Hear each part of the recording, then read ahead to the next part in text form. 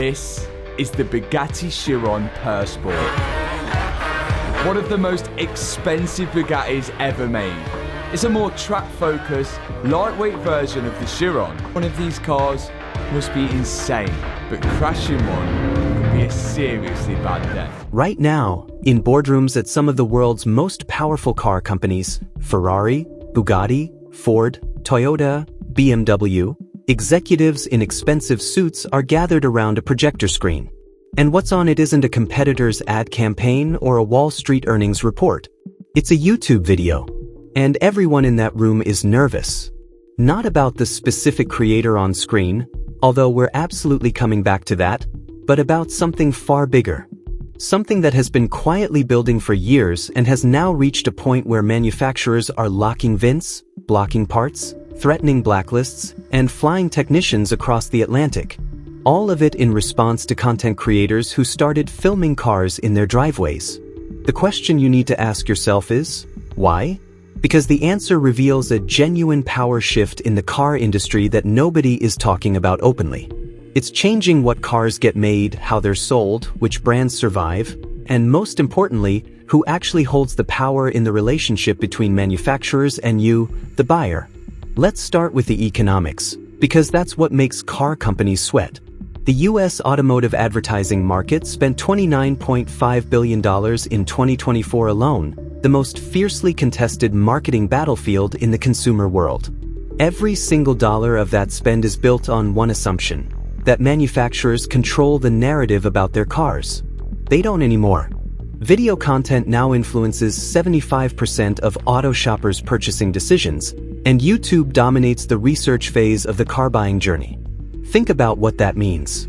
3 out of every 4 people who buy a car have been influenced by video content before they ever step into a showroom.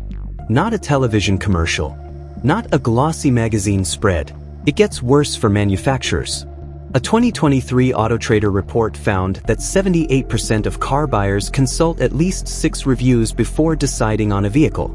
And when you look at where those reviews increasingly live, channels like Scotty Kilmer with over 6.5 million subscribers or Doug DeMuro with more than 1.7 billion video views, the picture becomes very clear. The gatekeepers have changed. Now think about this personally. You're about to spend $30,000, maybe $60,000, maybe more. Money you've saved for years. Are you going to trust the billboard you drove past on the motorway? Or are you going to trust a mechanic with decades of experience on these exact cars, someone who doesn't owe the manufacturer a thing, and who will tell you whether that model chews through transmission fluid at 80,000 miles? Manufacturers already know the answer. That's exactly the problem. To understand why manufacturers are genuinely afraid, you need to understand what the media landscape used to look like, and how completely it has collapsed beneath their feet. For most of the 20th century, car manufacturers had near total control over how their vehicles were presented to the public. The major automotive publications, Car and Driver, Motor Trend, Top Gear magazine, relied on manufacturers for press cars, advertising revenue, and access to launch events. It was a cozy, mutually beneficial arrangement. A manufacturer would lend a journalist a new model, fly them to somewhere scenic in southern Spain, and the resulting review would be enthusiastic. Almost always, the system wasn't necessarily corrupt, but it was structurally compromised. The incentives only pointed in one direction, positive coverage. Then something happened that the industry completely underestimated. Independent content creators began appearing on YouTube. People who owed manufacturers nothing. People who bought cars themselves. Sometimes crashed, sometimes high mileage, sometimes sourced from auctions, and documented everything that happened next. Every fault, every hidden cost, every workaround, and millions of people watched. Social media now ranks as the highest influence on car purchasing decisions, cited by 71% of buyers. That's higher than television ads at 17%. That single data point is the earthquake nobody in the boardroom saw coming. And here's the brutal irony. The more manufacturers tried to court YouTubers the same way they'd always courted journalists, press cars, exclusive reveals, media days, the more they accelerated the very thing they feared. Because the moment you hand a creator with 6 million subscribers access to your car, you've given them a megaphone no print journalist ever had. There has always been an unspoken arrangement between car manufacturers and the YouTubers they invite into their ecosystem. Access in exchange for restraint. Press cars in exchange for diplomatic language. If you've watched enough automotive reviews, you've probably learned to read between the lines. Not for everyone means it's bad. Needs some polish means it's terrible. Interesting choice means, what were they thinking? The system had rules. And when those rules held, everyone benefited. Manufacturers got broadly positive coverage, creators got content and access, and viewers got something useful if sanitized. But a new generation of creators has decided they simply don't want to play that game. And they have the audience numbers to prove they don't have to. Scotty Kilmer built his entire platform on unfiltered honesty. He's recommended Toyotas so consistently that it might as well be an unofficial endorsement, except it isn't, because when Toyota's quality began to slip, Kilmer said so publicly. He recently called specific features of his brand new 2026 Toyota Camry Hybrid trash, a car he bought himself, with his own money. That distinction matters enormously. Nobody gave it to him. That's the new model, and manufacturers have absolutely no playbook for it. Now we get to Matt Armstrong, because his story is extraordinary. But understand that he is the most visible example of a trend, not the trend itself. Armstrong is a 32-year-old YouTuber from Leicester, England. A former professional BMX rider, he has nearly 10 million combined subscribers across his channels and over 1.4 billion combined views.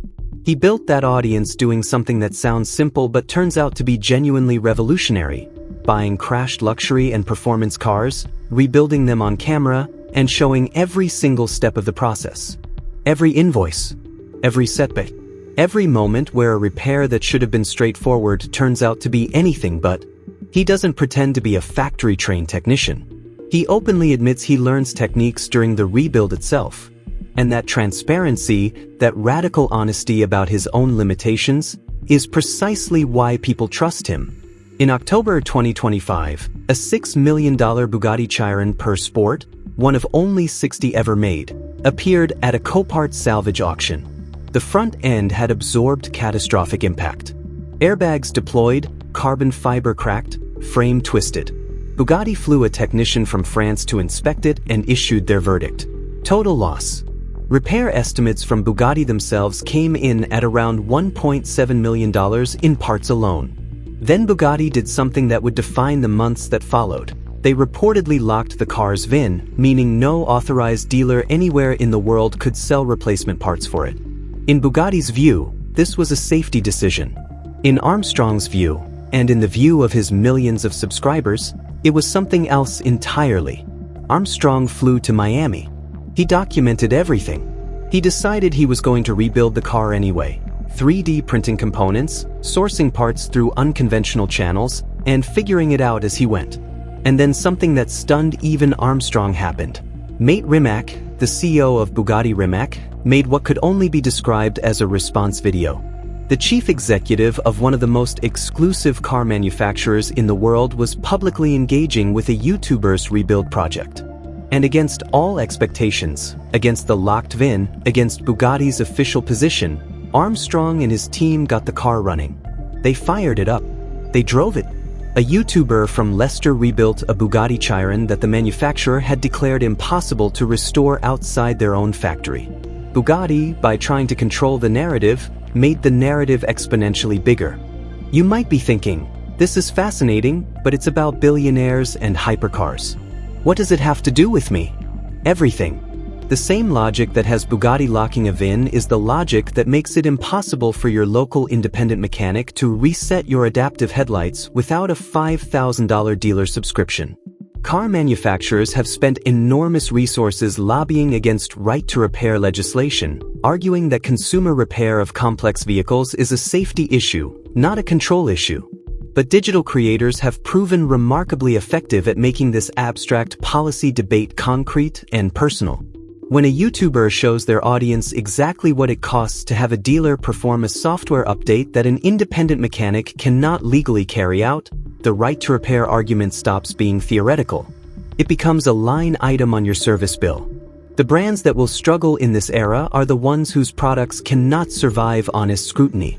The ones that will thrive are the ones making cars good enough that trusted creators say so, without being asked, without being paid, and without a press loan in the driveway. That's the new standard. Manufacturers know it. They just haven't figured out how to meet it yet. What manufacturer do you think is most at risk from YouTube accountability in the next 5 years? Leave a comment below.